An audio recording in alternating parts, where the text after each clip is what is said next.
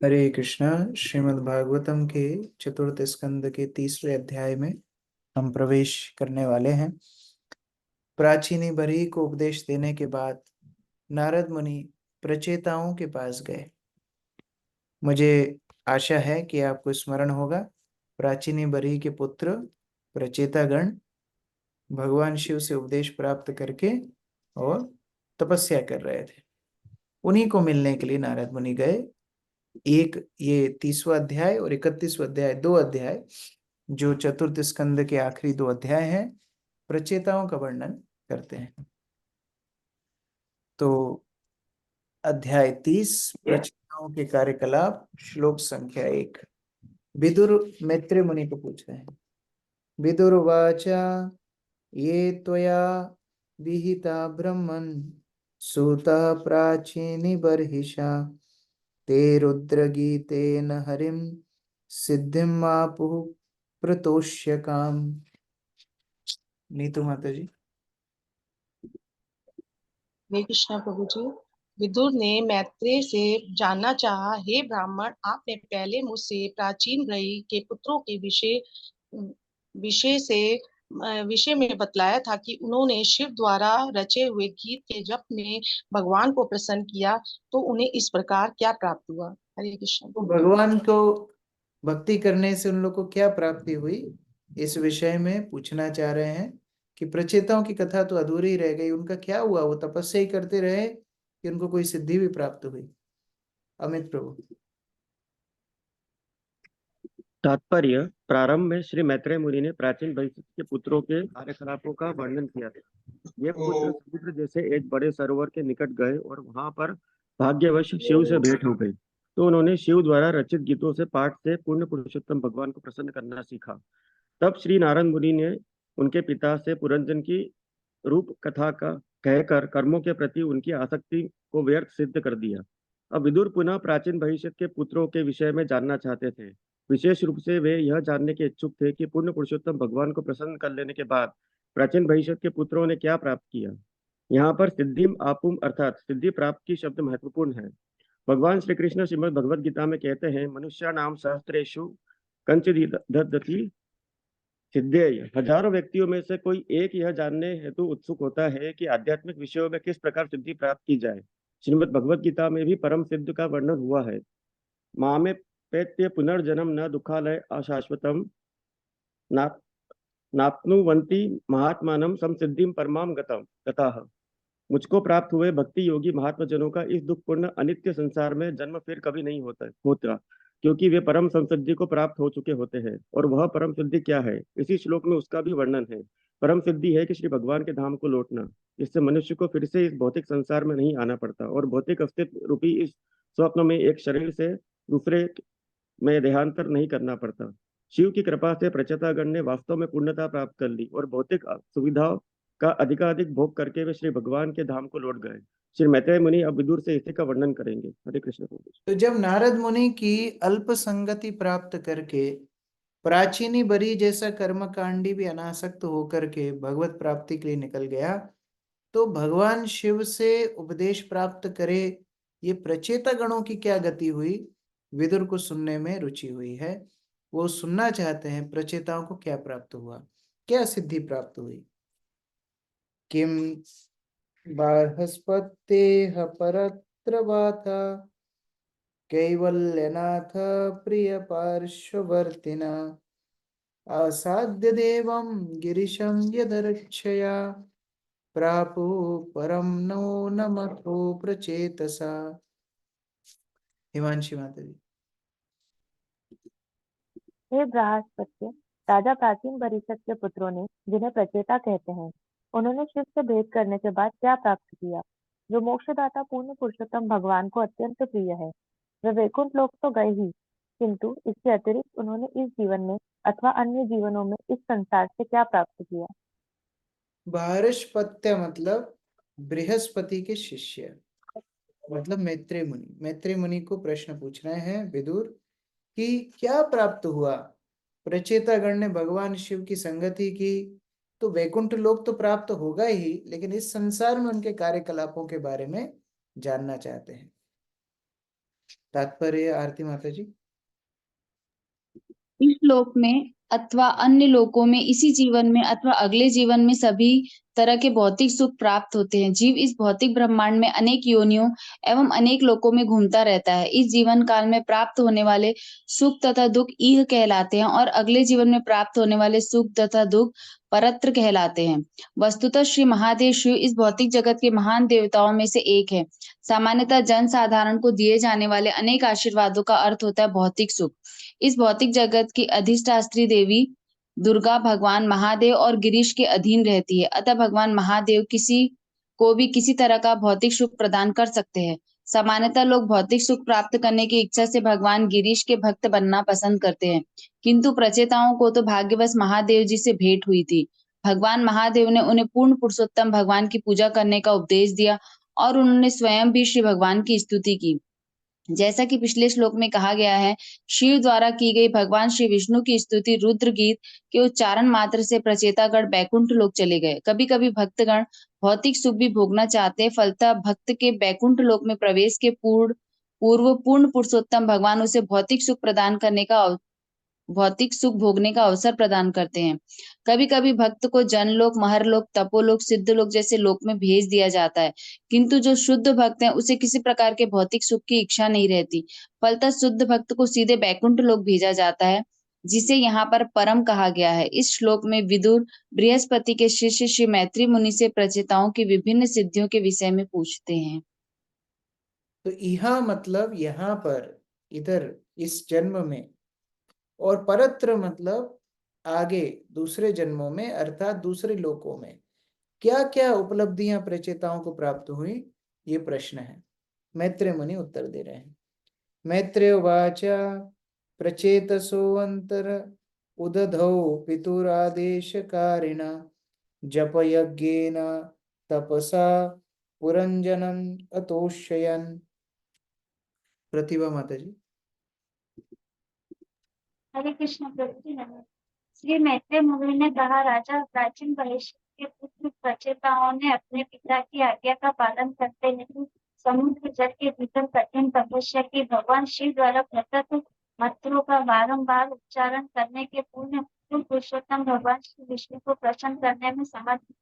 भगवान शिव का प्रवचन सुनने के बाद प्रचेतागण समुद्र के भीतर चले गए और कठिन तपस्या की। क्या कठिन तपस्या की? जप यज्ञ न, जो मंत्र भगवान शिव से प्राप्त हुआ था उसका जप करने लगे और उस जप के माध्यम से भगवान को प्राप्त किए।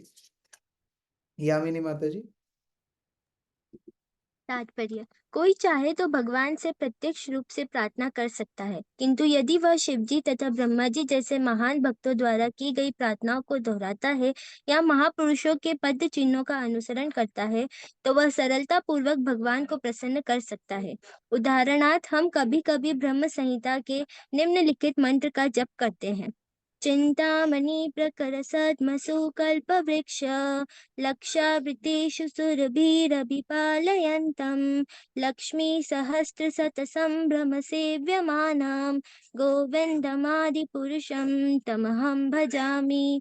मैं आदि भगवान प्रथम प्रजापति गोविंद की पूजा करता हूँ, जो चिंतामणि से बने तथा लाखों कल्प वृक्षों से घिरे आवासों में गायों का पालन करते हैं तथा समस्त इच्छाओं को प्रदान करने वाले हैं। लाखों लक्ष्मियां अथवा गोपियां बड़े ही आदर तथा प्रेम से सदैव उनकी सेवा करती रहती हैं। क्योंकि यह प्रार्थना ब्रह्मा द्वारा की गई है, अतः हम इसे गाकर उनका अनुसरण करते हैं। भगवान को प्रसन्न करने का यही सुगम उपाय है। शुद्ध भक्त कभी परमेश्वर के पास सीधे पहुंचने का प्रयास नहीं करता। भगवान के पास जाने की सबसे महत्वपूर्ण विधि है भक्तों की शिष्य परंपरा द्वारा जाना। इस तरह शिव द्वारा की गई भगवान की प्रार्थना प्रचेताओं ने दोहराई और वे परमेश्वर को प्रसन्न करने में सफल हुए।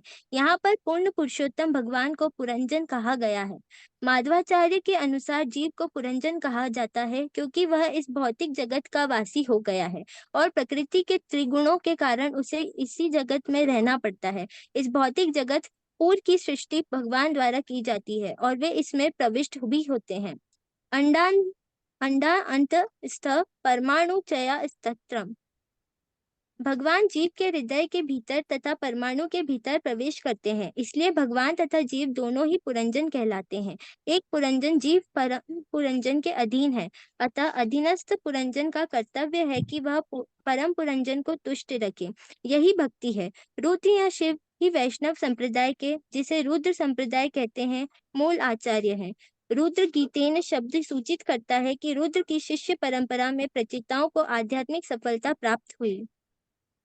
तो अपनी स्वयं की प्रार्थनाओं में हो सकता है कि भौतिक इच्छाएं का मिश्रण हो, हमारी प्रार्थना शुद्ध नहीं हो सकती हैं, लेकिन जब हम पूर्ववर्ती आचार्यों की प्रार्थनाएं भगवान के सामने दोहराते हैं तो वो शुद्ध प्रार्थनाएं भगवान को बड़ी प्रसन्न करती हैं। इसलिए प्रयास ये करना चाहिए, पूर्ववर्ती आचार्यों की प्रार्थनाओं को दोहराना चाहिए। जैसे भागवत में बहुत सारी प्रार्थनाएं हैं, कहानी सुनने में सबको बड़ा आनंद आता है, लेकिन जब ये प्रार्थनाएं भागवत में आती हैं तो सब लोगों को लगता है कि अरे ये कब खत्म होंगी। लेकिन वास्तव में भागवत के प्राण है भक्तों की प्रार्थनाएं। जैसे ध्रुव महाराज की प्रार्थनाएं हैं, प्रहलाद महाराज की प्रार्थनाएं हैं, कुंती महारानी की प्रार्थनाएं हैं, भीष्म पितामह की प्रार्थनाएं हैं, वेद श्रुतियों की प्रार्थनाएं हैं, देवताओं की प्रार्थनाएं हैं, ब्रह्मा जी की प्रार्थनाएं हैं, गोपियों की प्रार्थनाएं हैं, भगवान शिव की प्रार्थनाएं हैं। ये सारी प्रार्थनाएं भागवत के प्राण हैं। तो ये सब प्रार्थनाएं हमको बार बार पढ़ के भगवान को सुनाना चाहिए, और ये प्रार्थनाओं को जब हम पढ़ते हैं तो वही भाव जो उन शुद्ध भक्तों ने भगवान को अर्पित किया है हम भी प्राप्त करते हैं। साथ ही में अगर इतनी जटिल प्रार्थनाएं ना कर पाए तो हमारे जो वैष्णव आचार्यों ने भजन लिखे हैं, कम से कम उन भजनों को दोहराना चाहिए। जब हम भगवान के सामने ऐसे वैष्णव आचार्यों के भजनों को दोहराते हैं, भगवान हमारी प्रार्थनाओं को तुरंत सुनते हैं। तो प्रचेतागण भगवान शिव से इस तरह आदेश प्राप्त करके उनके बताए हुए मार्ग पर चले भगवत प्राप्ति करने के लिए। कितने समय तक? 10 वर्ष सहस्रांते पुरुषस्तु सनातना तेषाम अवीरभूत कृच्छ्रम शांतेन समयन रुचा। अरविंद यादव प्रभु। प्रचेताओं द्वारा 10,000 वर्षों तक कठिन तपस्या किए जाने के बाद पूर्ण पुरुषोत्तम भगवान तपस्या का फल देने हेतु उनके समक्ष अत्यंत मनोहर रूप में प्रकट हुए। इससे प्रचेताओं को अत्यंत मनोहर लगा और उन्हें अपना श्रम सार्थक प्रतीत हुआ। तो भगवान 10,000 वर्षों प्रचेताओं के जप यज्ञ से प्रसन्न होके उनके सामने साक्षात प्रकट हो गए, और जितना परिश्रम प्रचेताओं ने किया, समुद्र के नीचे बैठे हैं। आप अभी साइंस में देख सकते हैं पानी के अंदर कितना प्रेशर होता है, इतना नीचे प्रेशर में बैठे हैं, तपस्या कर रहे हैं, 10,000 वर्षों तक भगवान के नाम का जप कर रहे हैं। भगवान उनके सामने प्रकट हुए, उनका सारा जितना परिश्रम था सफल हो गया। प्रफुल्ल प्रभु।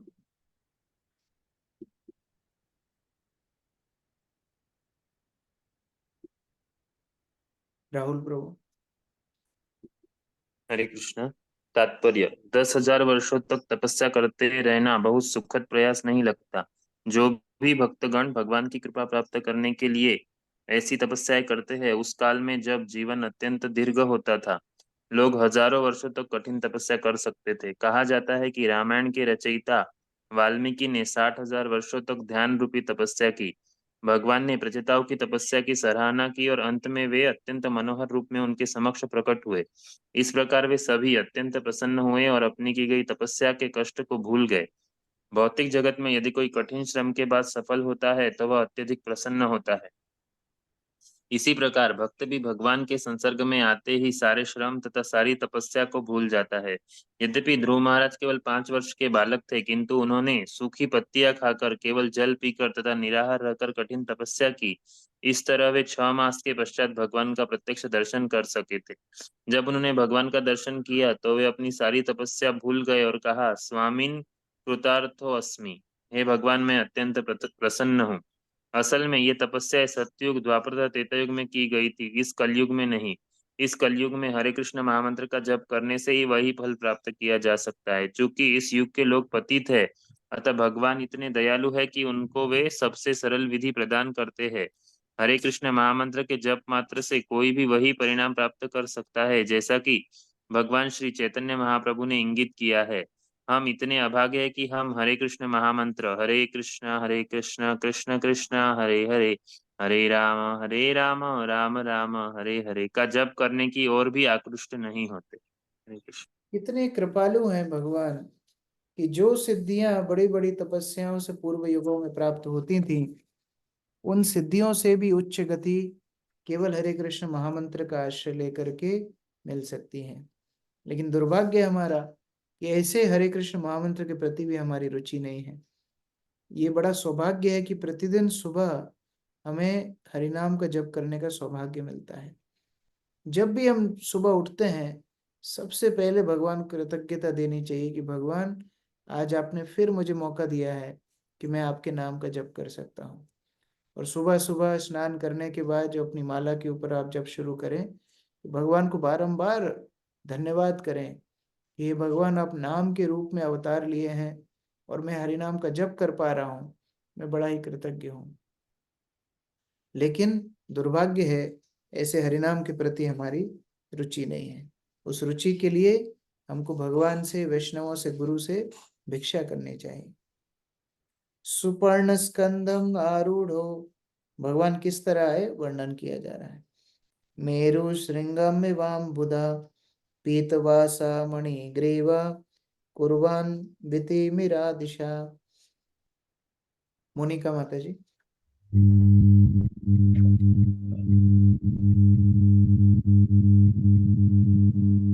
आपकी आवाज स्पष्ट नहीं है। मंजू माता जी पढ़िए। गरुड़ के कंधे पर आसीन श्री भगवान मेरु पर्वत की चोटी पर छाए बादल के समान प्रतीत हो रहे थे। श्री भगवान का दिव्य शरीर आकर्षण पीतांबर से ढका था और उनकी गर्दन कौस्तुभ मणि से सुशोभित थी। श्री भगवान के शरीर तेज से ब्रह्मांड का सारा अंधकार दूर हो रहा था। तो गरुड़ के ऊपर आसीन होकर के दिव्य शोभा प्रकाश निकलते हुए भगवान वहां पर पहुंचे हैं। गले में कौस्तुभ मणि है, पीतांबर धारण किए हुए हैं और इतना तेज प्रकाश निकल रहा है कि सारा ब्रह्मांड तेजोमय हो गया है। नमिता माता जी, राजीव प्रभु। हरे कृष्ण। तात्पर्य, जैसा कि चैतन्य चरितामृत मध्य 22.31 में कहा गया है, कृष्ण सूर्य समा माया है अंधकार, यह कृष्ण ताहा नहीं मायार अधिकार। श्री भगवान प्रकाशपन सूर्य के समान है, अतः जहाँ भी पूर्ण पुरुषोत्तम भगवान उपस्थित रहते हैं वहाँ अंधकार या अज्ञान नहीं रह सकता। वास्तव में यह अंधकार में ब्रह्मांड सूर्य द्वारा प्रकाशित है, किंतु सूर्य तथा चंद्रमा परमेश्वर के शारीरिक तेज को ही परिवर्तित करते हैं। श्रीमद् भागवत गीता 7.8 में श्री भगवान कहते हैं, प्रभास में शशि सूर्यो, मैं सूर्य तथा चंद्रमा दोनों की प्रकाश मान सकती हूँ। निष्कर्ष यह है कि पूर्ण पुरुषोत्तम भगवान का शारीरिक तेज ही सारे जीवन का उद्गम है। इसकी पुष्टि ब्रह्म संहिता में भी हुई है। यस्य प्रभा प्रभवतो जगदंड कोटि। पूर्ण पुरुषोत्तम भगवान के शारीरिक तेज से प्रकाशित होने पर सारी वस्तुएं अंधकार से मुक्त हो जाती है। हरे कृष्ण।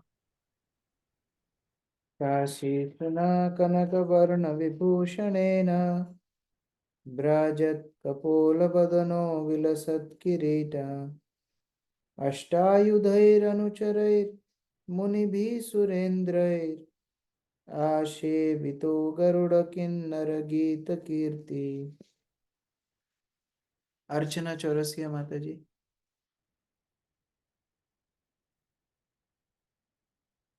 अनम्यूट किया है?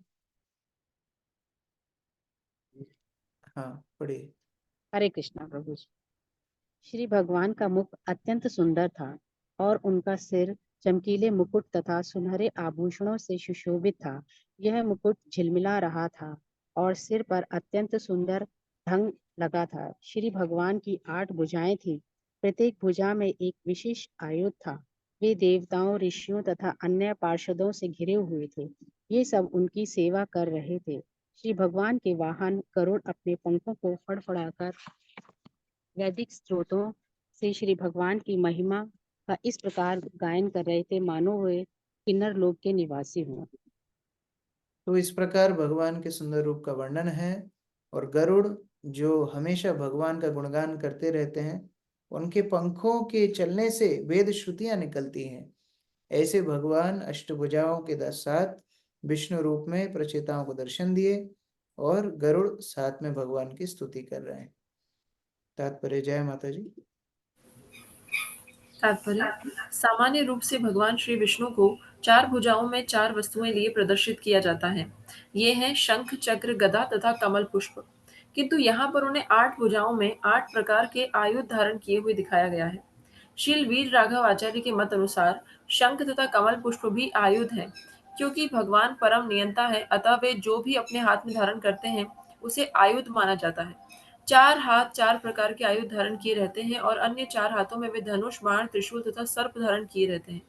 शील वीर राघव आचार्य शंख, चक्र, गदा, पद्म, शांख, शर इत्यादि को 8 आयुध बताते हैं। किसी राजा के साथ सदैव उनके मंत्री, सचिव तथा सेनापति होते हैं। भगवान श्री विष्णु के साथ भी उनके अनुचर, देवता, ऋषि, साधु इत्यादि रहते हैं। वे कभी अकेले नहीं रहते। अतः श्री भगवान का निराकार होने का प्रश्न ही नहीं उठता। वे पूर्ण पुरुषोत्तम भगवान स्वयं तथा उनके सभी पार्षद भी व्यक्ति हैं। इस श्लोक में दिए हुए वर्णन से लगता है कि गरुड़ किन्नर लोक के निवासी हैं। किन्नर लोक के निवासियों के स्वरूप भी गरुड़ जैसे होते हैं। उनके शरीर के अंग मनुष्य जैसे होते, किंतु उनके पग के निवासी भगवान के यशगान में अत्यंत निपुण होते हैं। ब्रह्म संहिता में कहा गया है, जगदंड कोटि कोटि वशेष वसुधादि विभूति भिन्नम। प्रत्येक ब्रह्मांड में अनेक प्रकार के ग्रह होते हैं और प्रत्येक ग्रह की अपनी विशेषताएं होती है। इस श्लोक के आधार पर हमें विदित होता है कि किन्नर लोक के निवासी अपने पंखों से उड़ सकते हैं। एक अन्य लोक भी है जो सिद्ध लोक कहलाता है, जिसके निवासी पंखों के बिना भी उड़ सकते हैं। इस प्रकार प्रत्येक लोक में पृथक पृथक सुविधाएं प्राप्त है। यही पूर्ण पुरुषोत्तम भगवान की विविध सृष्टि का सौंदर्य है। इस प्रकार भगवान अपने अष्टभुजाओं में अलग अलग अस्त्र लेकर के और बड़े सुंदर रूप से वहां पर दर्शन दे रहे हैं। और एक श्लोक में भगवान की सुंदरता का वर्णन है। पीनायताष्टभुजमण्डलमध्यलक्ष्म्या स्वर्धा श्रिया प्रावृतवन्मलायधा बर्हिष्मतः पुरुषाः सुतान् प्रपन्ना पर्जन्यनादरुतया सघृणावलोकः। रेखा माता जी। भगवान के गले के चारों ओर घुटनों तक पहुंचने वाली फूलों की माला लटक रही थी। उनकी 8 बलिष्ठ तथा लंबी भुजाएं इस माला से विभूषित थी, जो लक्ष्मी जी की सुंदरता को चुनौती दे रही थी। दयापूर्ण चितवन तथा मेघ गर्जना के समान वाणी से भगवान ने राजा प्राचीन वर्षित के पुत्रों को संबोधित किया, जो उनकी शरण में आ चुके। तो भगवान स्वयं अपनी कृपावश वहां प्रकट हुए हैं। जो इतने उनको प्राप्त करने के लिए ऋषि मुनि गण लगे रहते हैं, स्वयं प्रचेताओं के सामने आकर के खड़े हो गए हैं और अपनी मधुर वाणी से प्रचेताओं को संबोधित कर रहे हैं। तात्पर्य। सुजाता माता जी।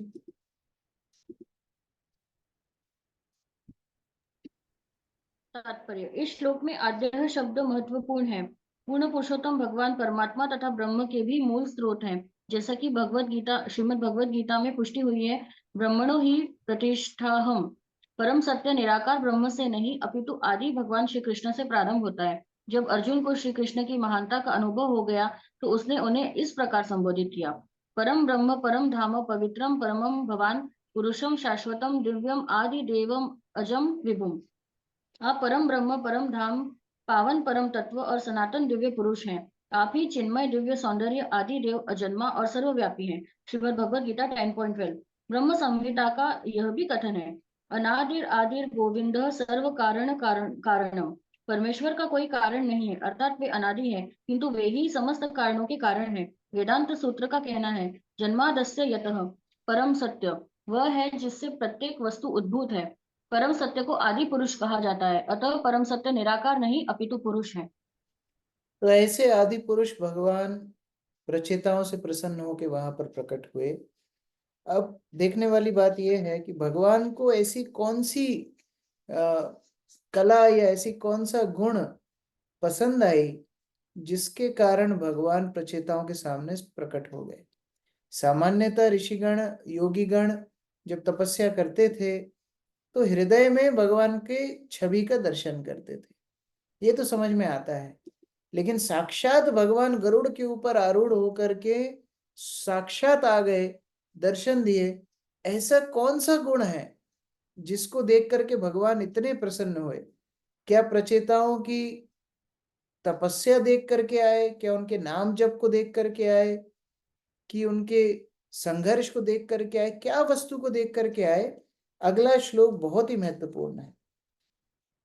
श्री भगवान उवाच वरं गृणीध्वं भद्रं वो यूयं मे नृपनंदन सौहार्द्रेण पृथक् धर्मस्तुष्टोऽहं सौहृदेन वा। अक्रूर प्रभु।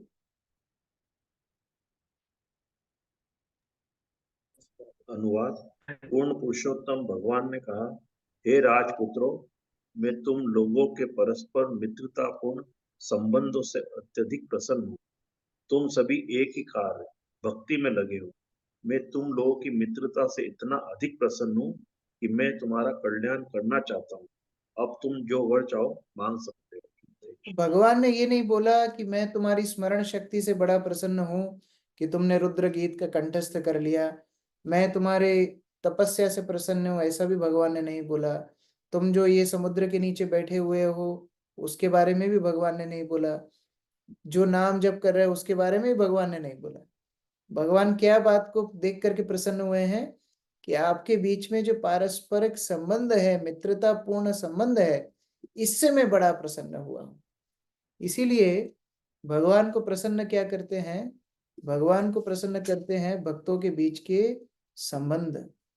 जब भक्तों के बीच के संबंध बड़े घनिष्ठ होते हैं, भगवान ये देख करके अत्यधिक आकर्षित होते हैं भक्तों के सामने आने के लिए।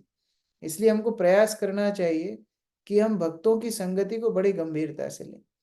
जितना ज्यादा भक्तों के साथ हमारा संबंध अच्छा होगा, उतना ही ज्यादा हम भगवान को आकृष्ट कर पाएंगे और माया शक्ति हमको छू नहीं पाएगी। श्रील प्रभुपाद एक उदाहरण देते थे कि भक्तों की संगति है भगवान की अंतरंगा शक्ति और माया शक्ति है भगवान की बाह्य शक्ति। तो जब तक भक्तों की संगति रहेगी, माया शक्ति हमको छू भी नहीं सकती है। मैं एक शॉर्ट वीडियो आप लोगों को दिखा रहा हूँ किस तरह भक्तों की संगति का फल होता है। कि भक्त जब साथ में रहते हैं तो बड़ी सी बड़ी चुनौती को झेल जाते हैं।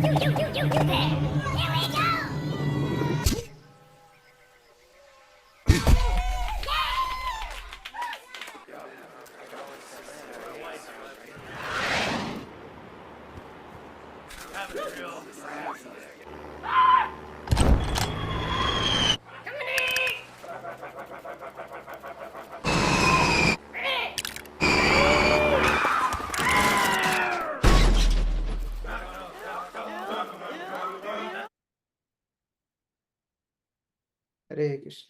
इसलिए भक्तों की संगति में रहना चाहिए। माया शक्ति को भी पार कर सकते हैं और भगवान कृपा को भी आकृष्ट कर सकते हैं। अनिकेत प्रभु तात्पर्य। तात्पर्य, क्योंकि राजा प्राचीन भविष्यत के पुत्र मिलकर कृष्ण भक्ति कर रहे थे, अतः भगवान उनसे अत्यधिक प्रसन्न थे। राजा प्राचीन भविष्यत के सभी पुत्र पृथक पृथक जीव थे, किंतु भगवान की भक्ति करने में वे सभी एक थे। परमेश्वर को प्रसन्न करने अथवा भक्ति करने के लिए जीवों में एकता का प्रयास वास्तविक एकता है।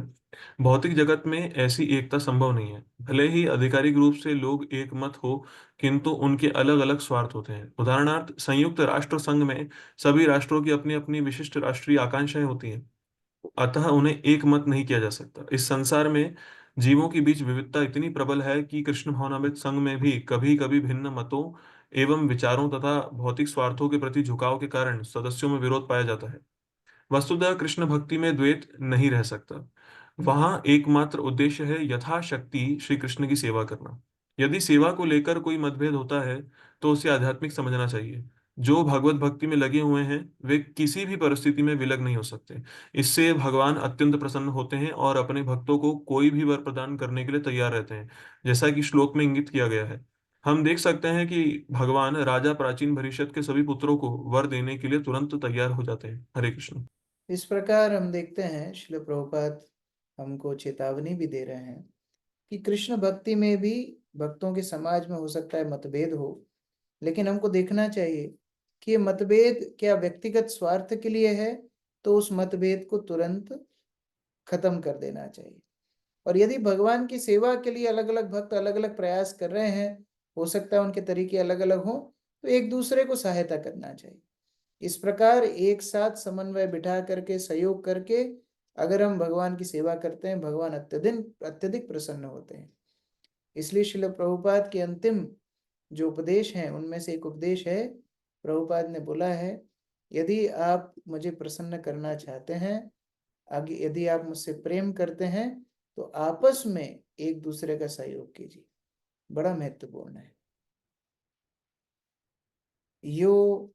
यो अनुस्मरति संध्यायां युष्मान अनुदिनं नरः तस्य भारतृष्ट आत्म संयम तथा भूतेषु सौहृदम। विनोद प्रभु। श्री भगवान ने आगे कहा, जो प्रतिदिन संध्या समय तुम्हारा स्मरण करेंगे वे अपने भाइयों के प्रति तथा अन्य समस्त जीवों के प्रति मैत्री भाव रखेंगे। हरे कृष्ण। और जिस प्रकार हम लोगों के जीवन में कभी भी ऐसी कठिनाई आए कि भक्तों के साथ हमारे संबंध खराब हो या दूसरे जीवों के साथ भी कर्कशता हो, प्रचेताओं के उदाहरण को स्मरण करना चाहिए। भगवान प्रचेताओं को आशीर्वाद दे रहे हैं, जो हर रोज तुम्हारा स्मरण करेंगे संध्या काल में, उन सभी को अपने संबंध अच्छे करने के लिए आशीर्वाद मिलेगा। यदि मैत्रीपूर्ण संबंध भक्तों के समाज में हो, चाहे भाई समाज में रखना चाहते हैं, प्रचेताओं का उदाहरण स्मरण रखना चाहिए। भगवान का स्वयं का आशीर्वाद प्रचेताओं के ऊपर है। ये तो माम रुद्र गीतेन सायं प्रातः समाहिता स्तुवन्ति अहं काम परान दास्ये प्रज्ञान च शोभनाम। किरण माता जी। जो लोग शिव द्वारा गणेश स्तुति से प्राप्त तथा संध्या काल मेरी प्रार्थना करेंगे, उन्हें मैं वर प्रदान करूंगा। इसी तरह वह अपनी इच्छाओं को पूरी करने के साथ साथ सद्बुद्धि भी प्राप्त कर सकते हैं। और साथ ही साथ दोनों महत्वपूर्ण है। अच्छे संबंध भक्तों के साथ होने का मतलब ये नहीं है कि भक्त साथ में बैठ करके प्रजल्प करें। कई बार कई अच्छी घनिष्ठ दोस्तियां हो जाती हैं भक्तों के बीच में, साथ में इधर उधर घूमने भी जाते हैं, मंदिर भी आते हैं, लेकिन क्या करते हैं, गप्पे लड़ाते हैं। हाँ, इधर उधर की बाहर की बात करते हैं। वो भक्त संगति नहीं है। हो सकता है 4 भक्त एक साथ बैठे हों, लेकिन साथ में प्रजल्प करेंगे, चारों खड्डे में जाएंगे। साथ में मिलके क्या करना चाहिए, गुरु के उपदेशों की चर्चा करनी चाहिए, भागवत के उपदेशों की चर्चा करनी चाहिए। तो प्रचेताओं से प्रसन्न तो भगवान हुए उनके संबंधों के कारण, लेकिन ये और भी प्रसन्नता का विषय है कि वो साथ में मिलकर के शिव जी द्वारा की गई स्तुति को स्मरण करते थे।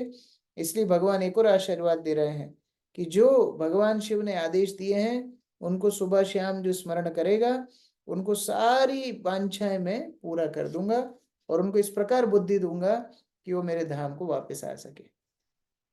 भूमिका माता जी। तात्पर्य, सूतवृद्धि का अर्थ है भगवान के धाम को वापस जाना। इसकी पुष्टि भागवत गीता में हुई है। तेषां सतत युक्तानां भजतां प्रति पूर्वकं ददाति बुद्धि योगम तम येन मामुपयान्ति ते। जो निरंतर मेरी भक्ति करते तथा प्रेम पूर्वक मेरी पूजा करते हैं, उन्हें मैं बुद्धि प्रदान करता हूँ जिससे वे मेरे पास आ सके। जो अपनी विविध इच्छाओं की पूर्ति के उद्देश्य से भगवान की प्रार्थना करता है, उसे यह जान लेना चाहिए कि इच्छा की चरम पूर्ति भगवान के धाम को वापस जाना है। इस श्लोक में इंगित किया गया है कि जो राजा प्राचीनी बर्हिषद के पुत्र प्रचेताओं के कार्यकलापों का स्मरण करता है, उसका कल्याण और उद्धार होगा। अतः राजा के पुनः उन पुत्रों के लिए क्या कहना जो भगवान से प्रत्यक्ष जुड़े हुए हैं। परंपरा पद्धति की यही रीति है। यदि हम आचार्यों का अनुसरण करते हैं तो हमें अपने पूर्ववर्तियों जैसा लाभ प्राप्त होता है। यदि कोई अर्जुन के निर्णयों का अनुसरण करता है तो समझो कि वह भगवान के से सीधे भगवत गीता सुन रहा है। प्रत्यक्ष भगवान से भगवत गीता सुनने तथा अर्जुन जैसे महापुरुष का, जिसने भगवत गीता पहले भगवान के मुख से सुनी थी, अनुसरण करने में कोई अंतर नहीं होता। कभी कभी मूर्ख लोग तर्क करते हैं कि किस समय कृष्ण उपस्थित नहीं है, इसलिए उनसे प्रत्यक्ष उपदेश प्राप्त नहीं किया जा सकता। ऐसे मूर्ख यह नहीं जानते कि भगवत गीता के प्रत्यक्ष सुनने तथा इसके पढ़ने से तब तक कोई अंतर नहीं है जब तक इसे उसी रूप में स्वीकार किया जाता है जिस रूप में इसे भगवान ने कहा था। किंतु यदि कोई अपनी अधूरी विवेचना से भगवत गीता समझना चाहता है तो वह भगवत गीता के रहस्यों को नहीं समझ सकता, भले ही लौकिक दृष्टि से वह कितना ही बड़ा विद्वान क्यों ना हो। तो सारांश है, भक्तों को स्मरण करके, भक्तों के उपदेशों को स्मरण करके वही सिद्धि प्राप्त की जा सकती है जैसी महान शुद्ध भक्तों ने की। महान शुद्ध भक्त इतनी कठिन प्रयास से भगवान को प्राप्त करते हैं, लेकिन हम जैसे बद्ध जीव केवल यदि ऐसे वैष्णवों को स्मरण कर लें तो हमें भी वही गंतव्य प्राप्त हो जाता है। इसलिए आचार्यों का आश्रय लेना हमारे लिए बड़ी उपलब्धि है। हम लोग अपने अथक प्रयास करेंगे, भगवत प्राप्ति करना संभव होगा कि नहीं, निश्चितता नहीं है।